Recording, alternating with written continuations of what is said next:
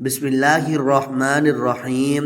السلام علیکم ورحمۃ اللہ وبرکاتہ۔ نحمدہ ونصلی علی رسولہ الکریم، اما بعد۔ اسلام دین فطرت ہے، ایک جیسی کیفیت سے انسان اگتا جاتا ہے۔ اللہ تعالیٰ کی حکمت سے انسان پر مختلف اوقات میں مختلف کیفیات طاری ہوتی ہیں۔ کبھی جلال کی کیفیت طاری ہوتی ہے اور کبھی جمال کی، کبھی سنجیدگی طاری ہوتی ہے اور کبھی انسان کے مزاح کے موڈ میں ہوتا ہے۔ سید المرسلین خاتم النبیین صلی اللہ علیہ وآلہ وسلم کی سیرت طیبہ کا کمال ہے کہ ہر حال میں آپ کی مبارک ذات سے عملی نمونہ مل جاتا ہے۔ لوگ مختلف کیفیات میں انتہا پر چلے جاتے ہیں، اعتدال کا دامن چھوڑ دیتے ہیں، لیکن رسول خدا صلی اللہ علیہ وآلہ وسلم ہر کیفیت میں حد اعتدال کے اندر رہتے تھے۔ مذاق میں اعتدال ضروری ہے اور ایسا مذاق کرنے سے منع فرمایا ہے کہ جس سے کسی کو ایذا پہنچے، کسی کی دل شکنی ہو،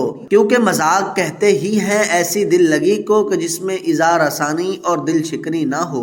پھر مزاح کا مبنی برصدق و حق ہونا بھی ضروری ہے۔ چنانچہ ارشاد نبوی صلی اللہ علیہ وآلہ وسلم ہے کہ صحابہ کرام نے عرض کیا، یا رسول اللہ، کیا آپ بھی ہمارے ساتھ مذاق فرماتے ہیں؟ تو رسول خدا صلی اللہ علیہ وآلہ وسلم نے فرمایا کہ میں مزاح میں بھی سچی بات کے سوا کچھ نہیں کہتا، یعنی اگر میں تم لوگوں سے مزاح اور دل لگی کرتا ہوں تو وہ بھی مبنی بر حق و صدق ہوتا ہے، جھوٹ پر مبنی نہیں ہوا کرتا۔ حضرت عائشہ صدیقہ رضی اللہ تعالی عنہا روایت کرتی ہیں کہ میں نے نبی اکرم صلی اللہ علیہ وآلہ وسلم کو کبھی اس طرح کھل کر یعنی قہقہ لگا کر ہنستے نہیں دیکھا کہ آپ کا حلق مبارک نظر آئے۔ آپ صلی اللہ علیہ وآلہ وسلم تو صرف مسکرایا کرتے تھے۔ آج کی اس ویڈیو میں ہم حضور پاک صلی اللہ علیہ وآلہ وسلم کی مسکراہٹ اور کچھ مزاحی واقعات پیش کریں گے تاکہ عاشقان رسول صلی اللہ علیہ وآلہ وسلم کو مزاح کا سنت طریقہ معلوم ہو جائے۔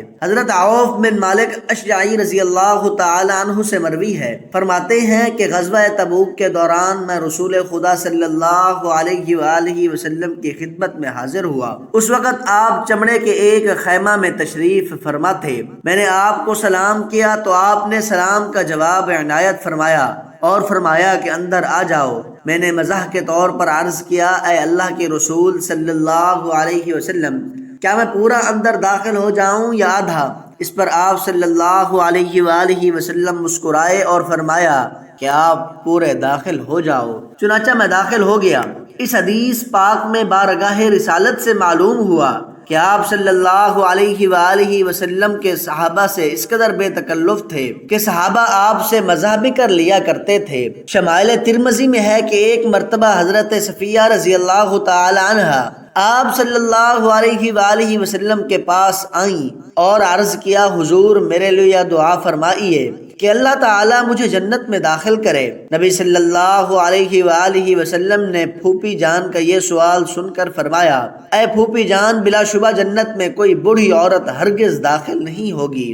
حضور پاک صلی اللہ علیہ وآلہ وسلم کا یہ ارشاد سن کر حضرت صفیہ رونے لگی۔ حضرت صفیہ بہت سادہ خاتون تھیں، آپ کا یہ مطلب سمجھ نہ سکیں اور رنجیدہ ہو کر اٹھ کھڑی ہوئیں۔ جب یہ چلی گئیں تو نبی کریم صلی اللہ علیہ وآلہ وسلم نے صحابہ سے فرمایا، میری پھوپھی سے کہہ دو کہ اللہ تعالیٰ ہر ایمان والی بڑھیا کو جوان بنا کر جنت میں داخل کرے گا اور اس کے بڑھاپے کو جوانی میں بدل دے گا۔ حضور پاک صلی اللہ علیہ وآلہ وسلم کے ایک مزاحیہ واقعے پر تو مر مٹنے کو جی چاہتا ہے اور بے اختیار دل سے نکلتا ہے کہ کاش حضور کا مذاق بننے والے اس صحابی کی جگہ یہ بندہ ناچیز ہوتا۔ حضرت انس بن مالک رضی اللہ تعالی عنہ فرماتے ہیں کہ ایک بدوی صحابی ظاہر بن حرام رضی اللہ تعالی عنہ حضور پاک صلی اللہ علیہ وآلہ وسلم کے لیے شہر سے باہر کچھ دیہاتی اشیاء یعنی ایسی چیزیں جو شہر سے باہر جنگل میں پیدا ہوتی ہیں، جیسے سبزی، لکڑی اور پھول پھل وغیرہ، بطور ہدیہ لایا کرتے تھے، اور جب بھی وہ واپس جاتے تو حضور پاک صلی اللہ علیہ وآلہ وسلم بھی اسے کچھ چیزیں اشیاء ہدیتاً عنایت فرماتے تھے۔ حضور پاک صلی اللہ علیہ وآلہ وسلم فرمایا کرتے تھے کہ ظاہر ہمارا باہر کا گماشتہ ہے اور ہم اس کے شہر کے گماشتہ ہیں کہ ہم اس کو شہر کی چیزیں دیتے ہیں۔ آپ صلی اللہ علیہ وآلہ وسلم ظاہر سے بڑی محبت فرماتے تھے۔ ویسے ظاہر ایک بدصورت آدمی تھے۔ ایک دن آپ صلی اللہ علیہ وآلہ وسلم بازار تشریف لے گئے تو ظاہر کو اپنا سامان بیچتے ہوئے پایا۔ آپ صلی اللہ علیہ وآلہ وسلم نے اس کو پیچھے سے اپنے ساتھ اس طرح چمٹا لیا کہ اپنے دونوں ہاتھ اس کے بغلوں کے نیچے سے لے جا کر اس کی آنکھوں پر رکھ دیے تاکہ وہ پہچان نہ پائے۔ یہ افتاد دیکھ کر ظاہر نے کہا کہ کون ہے؟ چھوڑو مجھے۔ پھر اس نے کوشش کر کے مڑ کر دیکھا تو نبی کریم صلی اللہ علیہ وآلہ وسلم کو پہچان لیا اور پہچانتے ہی اپنی پیٹھ نبی صلی اللہ علیہ وآلہ وسلم کے سینے مبارک سے مزید چمٹانے لگا تاکہ زیادہ سے زیادہ برکت حاصل کرے۔ ادھر نبی کریم صلی اللہ علیہ وآلہ وسلم یہ صدا بلند کرنے لگے کہ ارے کوئی ہے جو اس غلام کو خرید لے۔ اس پر ظاہر نے عرض کیا کہ اے اللہ کے رسول صلی اللہ علیہ وسلم، بخدا آپ مجھے کھوٹا سکہ پائیں گے، یعنی بالکل سستا اور بیکار غلام پائیں گے۔ اس پر نبی کریم صلی اللہ علیہ وآلہ وسلم نے فرمایا لیکن تو اللہ تعالیٰ کے نزدیک کھوٹا سکہ نہیں ہے۔ سبحان اللہ، دو جہانوں کے سردار اور اللہ کے محبوب ہونے کے باوجود آپ کی سادگی، اور ذرا یہ بھی سوچئے کہ کیا اس طرح کے بے تکلفانہ رویے پر حضرت ظاہر کا دل خوشیوں سے اچھلنے لگا ہوگا، سیروں خون نہ بڑھ گیا ہوگا۔ حضرت عامر بن سعد رضی اللہ تعالی عنہ بیان کرتے ہیں کہ میرے والد سعد رضی اللہ تعالی عنہ نے فرمایا کہ نبی کریم صلی اللہ علیہ وآلہ وسلم غزوہ خندق کے دن اتنا ہنسے کہ محسن انسانیت صلی اللہ علیہ وآلہ وسلم کے دندان مبارک ظاہر ہو گئے۔ عامر کہتے ہیں کہ میں نے اپنے بزرگ والد سے پوچھا کہ آپ کس بات پر ہنسے تھے؟ انہوں نے فرمایا کہ واقعہ یہ ہوا کہ ایک کافر ڈھال لیے ہوئے تھا اور سعد رضی اللہ تعالی عنہ اگرچہ بڑے تجربہ کار تیر انداز تھے، لیکن وہ کافر تیر آتے وقت اپنی ڈھال کو ادھر ادھر کر لیتا جس سے وہ اپنی پیشانی کا بچاؤ کر رہا تھا۔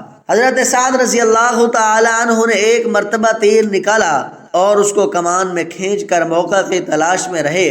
جب اس کافر نے ڈھال سر سے اٹھا لی تو آپ نے ایسے نشانے کے ساتھ کھینچ کر تیر اس کی پیشانی پر مارا کہ لگتے ہی وہ فوراً گر گیا اور ایسا گرا کہ ٹانگ بھی اوپر کو اٹھ گئی۔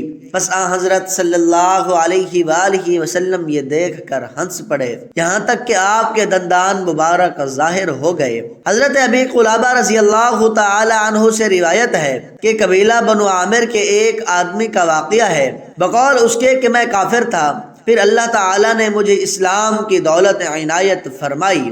ایک دفعہ میرے ساتھ یہ ہوا کہ میری بیوی میرے ساتھ تھی کہ میں جنبی ہو گیا، جبکہ آپ صلی اللہ علیہ وآلہ وسلم نے میری ڈیوٹی ایک جماعت یا بکریوں یا اونٹوں میں رہنے کے لیے کہیں دور لگائی ہوئی تھی۔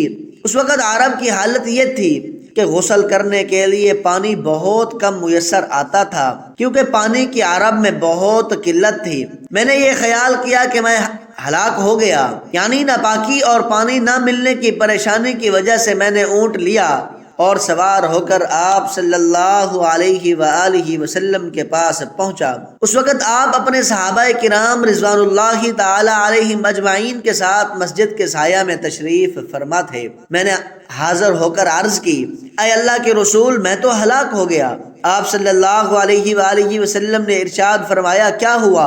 کس چیز نے تجھے ہلاک کر دیا؟ مجھے بیان کرو۔ میں نے واقعہ جنابت آپ سے کہہ دیا تو رسول اکرم صلی اللہ علیہ وآلہ وسلم ہنس پڑے۔ پھر آپ نے اپنے گھر والوں میں سے یعنی غلاموں میں سے کسی کو پانی لانے کا حکم دیا۔ جب پانی آ گیا تو میں اپنے اونٹ کی اوٹ میں جا بیٹھا۔ آپ صلی اللہ علیہ وسلم نے لوگوں میں سے کسی کو پردہ کرنے کا حکم دیا۔ جب پردہ ہو گیا تو میں نے غسل کیا اور پھر غسل سے فارغ ہو کر رسول اکرم صلی اللہ علیہ وآلہ وسلم کی خدمت میں حاضر ہوا تو آپ صلی اللہ علیہ وآلہ وسلم نے فرمایا کہ جان لو مٹی پاک کرنے والی ہے، یعنی تیمم کر لیا ہوتا اگرچہ 10 سال تک پانی نہ ملے، اور جب بھی پانی مل جائے تو غسل کر لینا چاہیے۔ حضرت انس بن مالک رضی اللہ تعالی عنہ سے مروی ہے کہ ایک آدمی نے رسول اللہ صلی اللہ علیہ وآلہ وسلم سے سواری طلب کی تو آپ صلی اللہ علیہ وآلہ وسلم نے فرمایا کہ میں تمہیں سواری کے لیے اونٹنی کا بچہ دوں گا۔ تو سائل نے عرض کیا کہ حضور میں اونٹنی کے بچے کا کیا کروں گا؟ تو رسول اکرم صلی اللہ علیہ وآلہ وسلم نے فرمایا کیا اونٹنی اونٹ کے علاوہ بھی کسی کو جنتی ہے؟ ملاحظہ فرمائیے رسول اللہ صلی اللہ علیہ وسلم نے یہاں سائل سے مزاح بھی فرمایا اور اس میں حق اور سچائی کی رعایت بھی فرمائی۔ سواری طلب کرنے پر آپ نے جب اونٹنی کا بچہ مرحمت فرمانے کا وعدہ فرمایا تو سائل کو تعجب ہوا کہ مجھے سواری کی ضرورت ہے اور اونٹنی کا بچہ اس قابل نہیں ہوتا کہ اس پر سواری کی جائے۔ تو آپ صلی اللہ علیہ وآلہ وسلم نے اس کے تعجب کو دور کرتے ہوئے اور اپنے مزاح کا انکشاف کرتے ہوئے فرمایا کہ بھائی میں تو تجھے سواری کے قابل اونٹ ہی دے رہا ہوں مگر وہ بھی تو اونٹنی ہی کا بچہ ہے۔ اب اس میں ہمارے لیے ایک بہت بڑا سبق ہے کہ جب ہم بھی کسی سے مذاق کریں تو اس میں مذاق کے ساتھ ساتھ سچائی کا بھی خاص خیال رکھیں۔ ایسا نہ ہو کہ ہم مذاق میں جھوٹ بول رہے ہوں کہ جیسے ہمارے یہاں کسی بچے کو بلانے کے لیے کہا جاتا ہے کہ آؤ میں تمہیں کچھ دیتا ہوں، حالانکہ ہمارے پاس کچھ ہوتا نہیں۔ تو ایسا نہیں کرنا چاہیے کیونکہ ایسا کرنا بھی جھوٹ ہے۔ اللہ پاک سے دعا ہے کہ اللہ پاک ہمیں سچ بولنے کی توفیق عطا فرمائے، آمین ثم آمین۔ محترم ناظرین، آج کی میری اس انفارمیشن ویڈیو کو لائک اور میرے اسلامی چینل باب روشنی کو سبسکرائب کر دیجئے۔ جزاک اللہ خیرا کثیرا۔